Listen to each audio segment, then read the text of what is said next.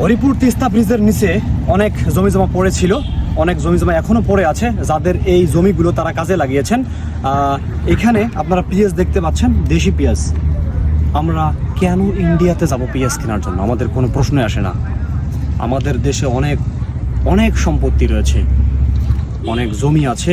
আমাদের কৃষিকাজের উপরে যদি আরও বেশি প্রাধান্য দেওয়া যেত, তাহলে আমাদের একটা করে কৃষক ভাই বা সোনার হরিণে পরিণত হয়ে যেত। আমাদের আসলে কৃষিকাজকে তো আমরা বেশি মূল্যায়ন করি না, এই জন্য আমাদের পাশের দেশের জীবন আমরা তাদের কাছে ছোট হয়ে থাকতে হয়।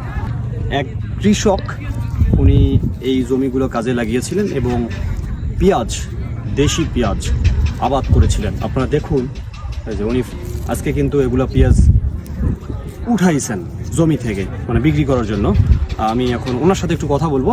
তার আগে আপনারা দেখুন পেঁয়াজের সাইজগুলো, মাশাআল্লাহ অনেক অনেক বড়। দেখেন আপনারা, অনেক বড় সাইজের পেঁয়াজ। আমি এই জন্য বলি কি, যে দেশের কৃষিকাজকে আরও বেশি প্রাধান্য দিন। কৃষিকাজকে আরও এগিয়ে নিয়ে যেতে হলে কৃষক যারা আছেন তাদের জমি জমার উপর আরও বিনিয়োগ বাড়াতে হবে, তাদেরকে আরও বেশি শ্রম দিতে হবে, তাদের একটু আর্থিক সহযোগিতা দিতে হবে। তাহলে আমাদের কৃষি যে সেক্টরটা রয়েছে আরও এগিয়ে যাবে। আমি মনে করি আমাদের ইন্ডিয়ার কাছে আর যাওয়া লাগবে না।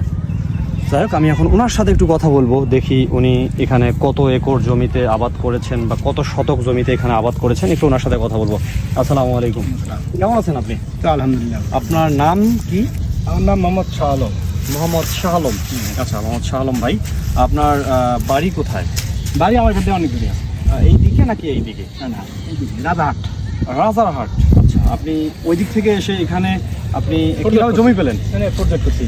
প্রজেক্ট কত একর জমিতে? জমি আছে 15 একর। 15 একর? 5 একর।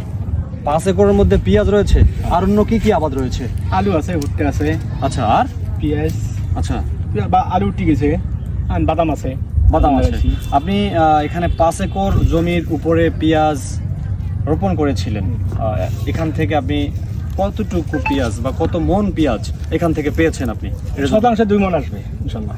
শতাংশ মানে 1% 2 মণ করে? আচ্ছা, করে 200 মণ আসার কথা। আপনি এখানে কি পরিমাণ টাকা বিনিয়োগ করেছিলেন? এটা হিসাব করি শুধু পেঁয়াজের করে প্রায় 1 লাখের উপরে। আপনি কতটুকু আশাবাদী যে এখান থেকে আপনি কতটুকু লাভবান হতে পারবেন বা কতটুকু ইনকাম করতে পারবেন? এখন তো দাম মার্কেটের উপর নির্ভর করে, মার্কেটটা কম। আচ্ছা আচ্ছা আচ্ছা, আমরা তো একটা জিনিস জানি যে আমরা আসলে আমাদের পাশের দেশ ইন্ডিয়ার উপর বেশি নির্ভরশীল। এই না, আমরা যদি উদ্যোগ নেই, যদি আমরা দেশে উৎপাদন করি, আমাদেরকে ইন্ডিয়ার উপর নির্ভরশীল হওয়া লাগে না। আচ্ছা, আমিও সেটাই মনে করি যে আমাদের যদি আমরা এই কৃষি সেক্টরকে আরো যদি বেশি প্রাধান্য দিই, বেশি বিনিয়োগ করি, তাহলে আমাদের আর পাশের দেশে যাওয়া লাগবে না। আমাদের এখানে তো সবকিছু, আমি মনে করি, আমার মনে, এটা আমিও মনে করি যে এখানে অনেক জমি পড়ে আছে। আপনারা দেখুন একটু, হরিপুর তিস্তা ব্রিজের নিচে অনেক জমি পড়ে রয়েছে। এগুলো যদি সঠিকভাবে পরিচর্যা করা যেত এবং সঠিকভাবে আবাদ করা যেত, চাষাবাদ করা যেত, তাহলে কিন্তু আমাদের আর বাইরে যাওয়া লাগতো না। আমাদের কোনো রাষ্ট্রের কাছে আমাদের কৃষির যে জিনিসগুলো, আমরা পেঁয়াজ, রসুন, তারপর হচ্ছে আদা, এই যে আমাদের তরকারির জন্য যে জিনিসগুলো লাগে, এগুলো আমরা বাইরে থেকে কেনা লাগতো না। আমাদের বাংলাদেশ থেকে, আমাদের সোনার দেশ থেকে এগুলা আমরা চাষাবাদ করতে পারতাম। ওনার সাথে আমি কথা বললাম, কথা বলে আপনাকে আপনি যে প্রজেক্টটা করেছেন, আপনি কি আশাবাদী যে আমি যত টাকা এখানে বিনিয়োগ করেছি আমি এখান থেকে লাভবান হতে পারবো? হ্যাঁ, ইনশাআল্লাহ। আর যদি ভবিষ্যতে কেউ এই ধরনের প্রজেক্ট করতে চায়, তাহলে কি আপনি তাদের উদ্দেশ্যে কি বলবেন, যদি আমাকে একটু আপনি বলতেন? অবশ্যই কৃষিকাজের দিকে অগ্রসর হওয়া দরকার, অবশ্যই। আচ্ছা,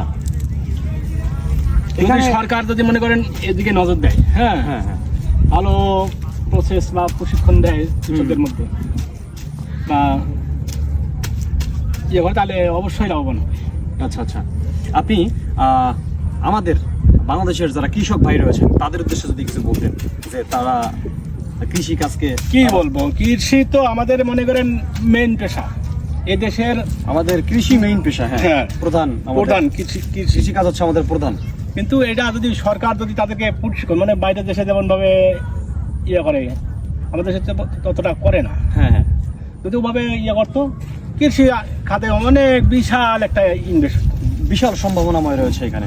আচ্ছা, যাই হোক, আমি ওনার সাথে কথা বলে যতটুকু জানতে পারলাম, কৃষি কাজে অনেক নজর দিতে হবে, গুরুত্ব দিতে হবে।